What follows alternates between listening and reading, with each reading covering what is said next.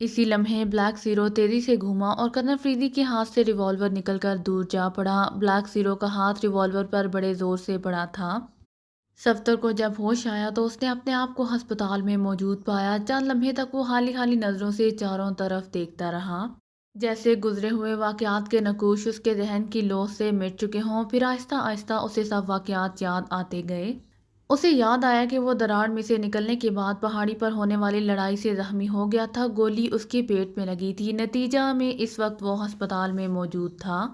यादाश्त वापस आते ही उसने चौंक कर उठना चाहा, लेकिन जिस्म में उठने वाली शदीद ठीसों ने उसे फिर लेटने पर मजबूर कर दिया। आपको होश आ गया? उसे उठते देखकर एक नर्स उसके करीब पहुंच गई। हाँ, आ तो गया है, सफदर ने कदरे बेबसी से जवाब दिया। आप लेटे रहिए। आप खतरनाक हद तक जख्मी हो चुके हैं, वैसे अब आप मुकम्मल तौर पर खतरे से बाहर हैं, नर्स ने उसे दिलासा दिया। शुक्रिया मिस, सफदर ने मुस्कुराते हुए जवाब दिया। सोफिया, नर्स ने मुस्कुराते हुए अपना नाम बतलाया। Miss Sophia. क्या कैप्टन हमीद और कर्नल फरीदी भी अस्पताल में मौजूद हैं? सफदर ने कदरे लापरवाही जाहिर करते हुए कहा। ओ, आप उनकी क्यों फिक्र कर रहे हैं? आप दिमाग पर ज़्यादा जोर ना दें तो ये आपके लिए बेहतर है। नर्स सफदर का सवाल जानबूझकर टाल गई। सफदर ने तवील सांस लेते हुए कहा। वो समझ गया था कि नर्स कर्नल फरीदी और कैप्टन हमीद के मुतालिक कुछ नहीं बताना चाहती। शायद उसे इस बारे में हदायत दे दी गई हों। नर्स वापस चली गई थी। सफदर सोच में गुम था। उसे कतई इल्म नहीं था कि दीगर साथियों और फार्मूले का क्या बना। वो इस बारे में काफ़ी तशवीश ज़दा था। उसने जिस्म को हिला जुला कर अंदाज़ा करना चाहा कि आया वो मैदान अमल में कूद सकता है या नहीं। जिस्म को हिलाने से उसे इतना अंदाज़ा हो चुका था कि तकलीफ़ तो होगी, लेकिन वो काम कर सकता है। अब सफ्तर यहाँ से फ़रार होने के मुतालिक सोचने लगा, ताकि इमरान वगैरह का पता और उनकी पोजीशन का पता चलाए, और फिर उसने फ़रार होने का फ़ैसला कर लिया। उसने चारों तरफ नज़र दौड़ाई ताकि फ़रार होने के लिए कोई राह मुंतखब की जा सके। ये एक छोटा सा कमरा था जिसमें सिर्फ सफ्तर का ही बेड था। वो आहिस्ता आहिस्ता उठा और फिर बेड से नीचे उतरकर खड़ा हो गया। गो इस थोड़े से अमल ने उसे बेपनाह तकलीफ दी थी, लेकिन उसने दांत पेंच कर जब्त कर ली। चंद लम्हे ठहर कर उसने दरवाजे की तरफ कदम बढ़ाए। जिस्म की हरकत में आने से पहले तो उसे बेहद तकलीफ हुई, लेकिन आहिस्ता आहिस्ता इस तकलीफ का एहसास कम होता चला गया। अब वो कमरे के दरवाजे के करीब पहुंच गया। उसके जिस्म पर अस्पताल का लिबास था और इस हालत में फरार होने का तो सवाल ही पैदा नहीं होता था। उसने दरवाजे को आहिस्ता से खोला और बाहर कॉरिडोर पर नजर डाली। दूसरे लम्हे झिझक कर उसने सर पीछे कर लिया, क्योंकि दरवाजे के साथ ही एक आदमी कुर्सी पर बैठा हुआ था। उसकी नजरें सामने थी, इसीलिए वो सफदर को ना देख सका। सफदर समझ गया कि उसकी कड़ी निगरानी की जा रही है, इसीलिए दरवाजे की तरफ से निकलना मुफीद नहीं था और अब वो कोई और राह देखना चाहता था। सफदर ने कमरे में खड़े होकर इधर उधर देखा। पिछले रुख पर एक बड़ी खिड़की थी जिस पर पर्दे पड़े हुए थे। सफदर अब इस खिड़की की तरफ बढ़ा। उसने पर्दा हटाकर देखा। खिड़की काफी बड़ी थी, लेकिन शीशों की दूसरी तरफ खिड़की के फ्रेम में लगी हुई मोटी मोटी सलाखें उसका मुंह चिढ़ा रही थी। उसने खामोशी से पर्दा दोबारा बराबर कर दिया और फिर वापस बेड पर आकर बैठ गया। मामला काफ़ी पेचीदा था। बाहर निकलने की कोई राह नहीं थी। फिर उसने रोशनदान की तरफ नज़र उठाई, लेकिन बेसूद। रोशनदान इतना छोटा था कि उसमें से सफदर नहीं निकल सकता था। अभी वो इस मामले पर गौर कर ही रहा था कि दरवाज़ा खुला और फिर एक डॉक्टर और एक नर्स अंदर दाखिल हुई। सफदर ने उन्हें देखकर एक तवील सांस ली। उसके जहन में धमाका सा हुआ और फरार होने की तरकीब उसकी समझ में आ गई। उसने इस तरकीब को आजमाने का फैसला कर लिया। ओ, आप बैठे हुए हैं, लेट जाइए, मुकम्मल आराम कीजिए। डॉक्टर ने उसे कंधे से पकड़कर लटाने की कोशिश की। नर्स बेड के करीब दीवार पर लटके हुए चार्ट को बगौर देखने में मसरूफ हो गई। इसी लम्हे सफदर ने डॉक्टर के एक कंधे पर हाथ रखा और फिर पूरी कुव्वत से उसे नर्स पर धकेल दिया। हल्की सी दो चीखें बुलंद हुईं और वो दोनों एक दूसरे से टकराकर फर्श पर नीचे गिर पड़े। सफदर ने चीते की तरह छलांग लगाई और फिर वो इन दोनों के ऊपर जा गिरा। गिरते गिरते उसने एक जोरदार मुक्का डॉक्टर के मुंह पर मारा और दूसरा हाथ नर्स के मुंह पर जमा दिया, जो बेइख्तियार चीखने की कोशिश कर रही थी। डॉक्टर ने पहला मुक्का खाकर सफदर पर हमला करने की कोशिश की, मगर सफदर का दूसरा मुक्का काफी कारी पड़ा और डॉक्टर की आंखें बंद हो गईं। वो बेहोश हो चुका था। सफदर का हाथ अभी तक नर्स के मुंह पर जमा हुआ था। गो वो लड़की से गाफिल होकर डॉक्टर की तरफ मतवज्जे हो गया था, लेकिन गैर शऊरी तौर पर उसका हाथ लड़की के मुंह पर जमा हुआ था। اب وہ لڑکی کی طرف متوجہ ہوا تو وہ سانس رکنے کی وجہ سے بے ہوش ہو چکی تھی۔ صفدر اٹھ کھڑا ہوا۔ اس تھوڑی سی جدوجہد نے صفدر کو نڈھال کر دیا۔ وہ بے اختیار بیٹھ کر طویل سانس لینے لگا۔ اسے ایسا محسوس ہو رہا تھا جیسے وہ میلوں کی مسافت طے کر کے آیا ہو۔ پھر اسے خیال آیا کہ اسے جو کچھ کرنا چاہیے جلد ہی کر لینا چاہیے، کیونکہ کسی بھی لمحے کوئی شخص اندر آ سکتا ہے۔ چنانچہ وہ اٹھا اور پھر اس نے ڈاکٹر کے کپڑے اتارنے شروع کر دیے۔ پھر اپنے کپڑے اتار کر اس نے ڈاکٹر کے کپڑے پہنے اور اس پر سفید کوٹ پہن لیا۔ گلے میں اسٹیتھوسکوپ لٹکایا۔ ڈاکٹر کی اینک اتار کر آنکھوں پر چڑھائی۔ گو اینک نظر کی تھی اور اس اینک کے پہننے سے اسے الجھن محسوس ہو رہی تھی، لیکن وقت کی نزاکت کے تحت اس نے اینک لگا لی اور پھر بڑے اطمینان سے دروازہ کھول کر باہر نکلا اور پھر سر جھکائے سیدھا آگے بڑھتا چلا گیا۔ چوکیدار شاید کرسی پر بیٹھا اونگ رہا تھا، اسی لیے وہ متوجہ ہی نہ ہوا۔ قدموں کی چاپ سن کر اس نے کاہلانہ انداز میں آنکھ کھولی، لیکن پھر ڈاکٹر کا سفید کوٹ دیکھ کر دوبارہ آنکھیں بند کر لیں۔ صفدر سیدھا نکلتا چلا گیا۔ ایک راہداری کا موڑ مڑتے ہی اچانک ایک نرس اس سے ٹکرا گئی۔ ڈاکٹر صفدر کو شاید وہ پہچان گئی تھی، اسی لیے اس کے منہ سے حیرت کے شدید حملے کی وجہ سے صرف یہی لفظ نکلا۔ وہ آنکھیں پھاڑے صفدر کو دیکھ رہی تھی۔ صفدر ایک لمحے کے لیے جھجکا، دوسرے لمحے وہ کچھ سوچ کر آگے بڑھتا چلا گیا۔ وہ آمد و رفت کی جگہ پر زیادہ دیر رکنا نہیں چاہتا تھا اور نہ ہی وہاں لڑائی جھگڑے کے موڈ میں تھا۔ وہ تیزی سے آگے بڑھتا چلا گیا۔ نرس کچھ لمحے وہاں کھڑی سوچتی رہی، پھر تیزی سے دوڑتی ہوئی صفدر کے کمرے کی طرف بھاگنے لگی۔ صفدر نے مڑ کر نرس کو بھاگتے دیکھا تو وہ سمجھ گیا کہ اب چند لمحوں بعد راز کھلنے والا ہے اور وہی چند لمحے اس کے پاس تھے۔ انہی چند لمحوں میں وہ پکڑا بھی جا سکتا تھا اور فرار ہونے میں کامیاب بھی ہو سکتا تھا۔ اس کے قدم مزید تیز ہو گئے۔ وہ تیزی سے مختلف راہداریوں اور برآمدوں سے گزر رہا تھا۔ اس دوران اسے کئی ڈاکٹر اور ملازمین ملے، لیکن اس کی رفتار اتنی تیز تھی کہ کسی کی نظر بھی اس کے چہرے پر نہ پڑ سکی۔ پھر وہ ہسپتال کے مین گیٹ پر پہنچ گیا۔ مین گیٹ پر بیٹھے چوکیدار نے اسے دیکھتے ہی دروازہ کھول دیا اور وہ ہوا کی جھونکے کی طرح مین گیٹ سے باہر نکلتا چلا گیا۔ اب صفدر ہسپتال کی عظیم الشان عمارت سے باہر تھا۔ ہسپتال کے مین گیٹ کے باہر کافی ٹیکسیاں کھڑی تھیں۔ وہ تیزی سے ایک خالی ٹیکسی کی طرف بڑھا۔ اس نے پھرتی سے ٹیکسی کا دروازہ کھولا اور اندر گھس گیا۔ جلدی چلو ڈرائیور، صدر بازار چلو، صفدر نے تیز لہجے میں ڈرائیور سے مخاطب ہو کر کہا۔ ڈرائیور نے گاڑی سٹارٹ کی۔ اسی لمحے اسے مین گیٹ پر مسلح سنتری بھاگتے ہوئے نظر آئے۔ اس کا راز کھل چکا تھا، لیکن ڈرائیور گاڑی آگے بڑھا چکا تھا اور سنتری پیچھے بھاگتے رہ گئے، لیکن ٹیکسی ان کی ذات سے باہر نکل گئی۔ پھر صفدر نے بیک مرر میں سنتریوں کو ایک جیپ میں سوار ہوتے دیکھا۔ صفدر نے جیبوں میں ہاتھ ڈالا۔ ایک پرس اس کے ہاتھ سے ٹکرایا۔ اس نے پرس کھول کر ایک نوٹ نکال لیا۔ ٹیکسی یہیں روک دو ڈرائیور، صفدر نے کسی خیال کے آتے ہی کہا اور ڈرائیور نے گاڑی ایک سائیڈ میں روک دی۔ صفدر نے نوٹ ڈرائیور کی طرف پھینکتے ہوئے دروازہ کھولا اور نیچے اتر کر تیزی سے فٹ پاتھ پر چلنے والوں کی بھیڑ میں گم ہو گیا۔ بھیڑ میں سے ہوتا ہوا صفدر تیزی سے ایک ریسٹورنٹ میں گھستا چلا گیا۔ ریسٹورنٹ کے گیٹ کے ساتھ ہی ٹوائلٹ بنے ہوئے تھے۔ دروازے میں داخل ہوتے ہی وہ ایک ٹوائلٹ میں گھس گیا۔ ٹوائلٹ میں گھس کر اس نے پھرتی سے کوٹ، اسٹیتھوسکوپ اور اینک اتار دی۔ کوٹ اور اسٹیتھوسکوپ اس نے دروازے کے پیچھے لگی ہوئی ایک کیل پر لٹکا دیے، تاکہ اگر کوئی ایسے ہی دروازہ کھول کر دیکھے تو اسے چیزیں نظر نہ آئیں۔ اینک اس نے جیب میں رکھ لی اور پھر ٹوائلٹ کا دروازہ کھول کر باہر نکل گیا اور پھر بجائے ریسٹورنٹ کے ہال میں جانے کے وہ مین گیٹ سے باہر نکل گیا۔ اس نے ایک لمحے کے لیے ادھر ادھر دیکھا۔ اسے کوئی آدمی اپنی طرف متوجہ نظر نہ آیا۔ وہ اطمینان سے فٹ پاتھ پر چلتا ہوا آگے بڑھتا چلا گیا۔ کافی دور نکل آنے کے بعد جب اسے کوئی خطرہ نظر نہ آیا تو اس نے ایک ٹیکسی روکی اور پھر وہ ٹیکسی میں نڈھال سا ہو کر بیٹھ گیا۔ سپر مارکیٹ، اس نے ڈرائیور سے کہا اور پھر نشست سے سر ٹکا کر آنکھیں بند کی۔ وہ بے حد تھک چکا تھا اور اسے اب چکر آ رہے تھے۔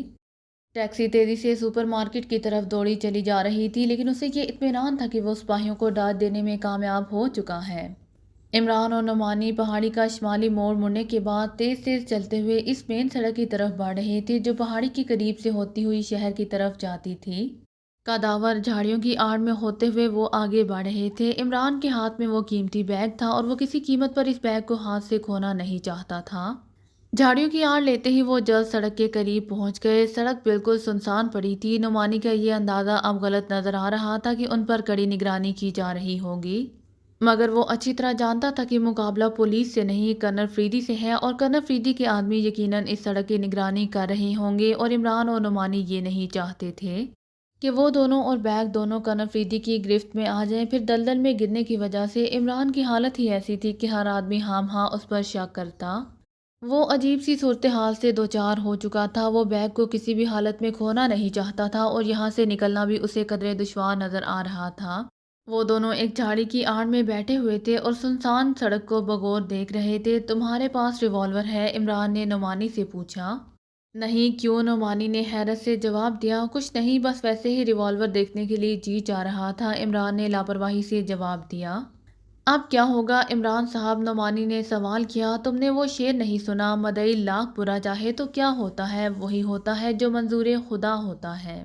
سب وہی ہوگا جو منظور خدا ہوگا۔ ویسے نعمانی، مجھے یہ شعر کسی ملزم کا نظر آتا ہے، عمران نے کہا۔ ملزم؟ کیا مطلب؟ میں سمجھا نہیں۔ نعمانی عمران کی بات سمجھ نہیں سکا تھا۔ ارے وہ ملزم ہی ہوگا جو کسی مدعی کو بیچ عدالت میں دھمکیاں دے رہا ہے، عمران نے شعر کی وجہ تسمیہ پر روشنی ڈالتے ہوئے کہا۔ نعمانی نے کہا اور پھر خاموش ہو گیا۔ اب بھلا وہ کیا جواب دیتا؟ عمران تو کسی بھی سچویشن میں سنجیدہ نہیں ہوتا تھا، لیکن وہ تو عمران نہیں تھا۔ اسے یہاں سے نکلنے کی بے حد تشویش تھی۔ نعمانی، تم یہ بیگ لے کر سڑک پر جاؤ اور خاموشی سے آگے بڑھتے چلے جاؤ۔ اچانک عمران کے ذہن میں ایک ترکیب آئی، مگر نعمانی نے کچھ کہنا چاہا۔ اگر مگر کا وقت نہیں، بس اب تم چل دو، عمران نے اس کی بات کاٹتے ہوئے کہا۔ نعمانی نے عمران کے ہاتھ سے خاموشی سے بیگ لے لیا اور پھر جھاڑی سے نکل کر سامنے سڑک کی طرف چل دیا۔ چوکنا ہونے کے باوجود اس نے قدموں میں کسی قسم کی لرزش ظاہر نہ ہونے دی اور بڑے اطمینان سے آگے سڑک کی طرف بڑھتا چلا گیا۔ جلد ہی وہ سڑک پر پہنچ گیا۔ اب اس کا رخ شہر کی طرف تھا اور وہ تیز تیز قدموں سے چلا جا رہا تھا۔ عمران وہیں جھاڑی میں بیٹھا نعمانی کو جاتا دیکھتا رہا۔ ابھی تک بلیک فورس کی طرف سے کوئی حرکت نہیں ہوئی تھی۔ نعمانی کافی دور پہنچ گیا تھا۔ عمران سوچنے لگا کہ یہ سب کیا ہے۔ اسے یہ معاملہ اس طرح سادگی سے حل ہوتا نظر نہیں آ رہا تھا۔ وہ کنر فریدی کو اتنا بے وقوف نہیں سمجھتا تھا کہ اس نے پہاڑی سے اپنے تمام آدمی ہٹا لیے ہوں، لیکن الجھن یہ تھی کہ ابھی تک نعمانی کے ساتھ کوئی گڑبڑ کیوں نہیں ہوئی تھی۔ وہ نعمانی کو آگے بھیج کر یہی چیز دیکھنا چاہتا تھا کہ بلیک فورس کے آدمی کہاں چھپے ہوئے ہیں۔ نعمانی اب کافی دور جا چکا تھا اور کوئی چارہ کار نہ دیکھتے ہوئے وہ بھی جھاڑی کی اوٹ سے نکلا اور پھر لمبے لمبے ڈھگ بڑھتا ہوا سڑک کی طرف چل دیا۔ سڑک پر آنے کے بعد وہ نعمانی کی طرف بڑھنے لگا۔ ویسے وہ بے حد چوکنا تھا اور کسی بھی حملے کے پیش نظر وہ فوری حرکت میں آ سکتا تھا، لیکن ابھی تک بظاہر کوئی رد عمل نہ ہوا تھا۔ وہ تیزی سے آگے بڑھتا چلا گیا اور جلد ہی وہ نعمانی کے قریب پہنچ گیا۔ یہاں تو کوئی بھی نظر نہیں آ رہا، نعمانی نے عمران کے قریب پہنچتے ہوئے کہا۔ یار اینک لگواؤ اگر تمہیں نظر نہیں آ رہا تو، عمران نے کہا اور نعمانی ہنسنے لگا۔ کافی دور نکل آ جانے کے بعد وہ مین روڈ پر پہنچ گئے۔ یار واقعی اس بار تو کمال ہو گیا ہے، فریدی کی عقل شاید گھاس چرنے چلی گئی ہے، عمران نے ادھر ادھر دیکھتے ہوئے کہا۔ دور دور تک اندھیرا چھایا ہوا تھا اور کوئی آدمی نظر نہیں آ رہا تھا۔ ہو سکتا ہے کہ فریدی اس خوفناک دلدل میں ہی پھنسا ہوا ہو، نعمانی نے رائے پیش کی۔ ہونے کو تو بہت کچھ ہو سکتا ہے، لڑکا بھی ہو سکتا ہے، بارش بھی ہو سکتی ہے، جن بھی ہو سکتا ہے، بھوت بھی ہو سکتا ہے، میں بھی ہو سکتا ہوں، تم بھی ہو سکتے ہو، عمران نے ہو سکتے کی گردان شروع کر دی۔ بس بس میں سمجھ گیا، سب کچھ ہو سکتا ہے، نعمانی نے ہو سکنے کی ٹر ٹر کو ختم کرنے کے لیے کہا۔ مین روڈ پر اس وقت کافی ٹریفک تھی۔ نعمانی نے ایک خالی ٹیکسی کو ہاتھ دے کر روک لیا۔ ٹیکسی ان کے قریب آ کر رک گئی۔ ڈرائیور نے عمران کو بڑی حیرت بھری نظروں سے دیکھا، لیکن وہ منہ سے کچھ بولا نہیں۔ وہ دونوں ٹیکسی میں سوار ہو گئے۔ کیفے اسٹار لائٹ کے قریب روک دینا، نعمانی نے کہا اور ڈرائیور نے خاموشی سے گاڑی آگے بڑھا دی۔ عمران نے مڑ کر پیچھے دیکھنا شروع کر دیا۔ وہ اپنے تعاقب کا اندازہ لگانا چاہتا تھا، لیکن اسے ایسی کوئی گاڑی نظر نہ آئی۔ وہ یقیناً دل ہی دل میں حیران تھا کہ اس بار چکر کیا ہوا ہے۔ کیا واقعی کنر فریدی نے بے وقوفی کی ہے یا کوئی گہری چال چلی جا رہی ہے؟ بہرحال تمام راستے وہ کافی چوکنا رہا کہ شاید تعاقب کا پتہ چل جائے، لیکن کیفے اسٹار لائٹ تک اسے کسی بھی قسم کا شک نہ ہوا۔ کیفے اسٹار لائٹ کے گیٹ کے سامنے جا کر ٹیکسی رک گئی۔ نعمانی نے جیب سے ایک نوٹ نکال کر ڈرائیور کو دیا اور پھر عمران اور نعمانی اتر کر کیفے کے گیٹ کے اندر داخل ہو گئے۔ ریوالور تو کنر فریدی کے ہاتھ سے نکل گیا، لیکن فریدی کا مکہ بڑے زور سے بلیک زیرو کی گردن پر پڑا اور بلیک زیرو الٹ کر دیوار کے پاس جا گرا، لیکن دیوار کے ساتھ گرتے ہی وہ یوں اچھل کر واپس آیا جیسے دیوار میں سپرنگ لگے ہوئے ہوں۔ اس کی دونوں ٹانگیں بڑے زور سے فریدی کے سینے پر پڑیں اور فریدی پشت کے بال فرش پر جا گرا، لیکن گرتے ہی وہ اٹھ کھڑے ہوا۔ ادھر بلیک زیرو نے بھی اٹھنے میں دیر نہیں لگائی اور اب وہ دونوں آمنے سامنے تھے۔ تو تم نے اپنی اصلیت ظاہر کر دی، فریدی پھنکارا۔ جو تم سمجھو کرنل فریدی، بلیک زیرو نے طنزیہ لہجے میں جواب دیا اور اس کے ساتھ ہی اس نے کرنل فریدی پر حملہ کر دیا، مگر کرنل فریدی پھرتی سے دائیں طرف ہٹ گیا اور بلیک زیرو اپنے ہی زور میں آگے نکلتا چلا گیا۔ پیچھے سے کرنل فریدی نے اس کی پشت پر زوردار لات ماری۔ بلیک زیرو منہ کے بال دیوار کے قریب پڑے ہوئے صوفے پر جا گرا۔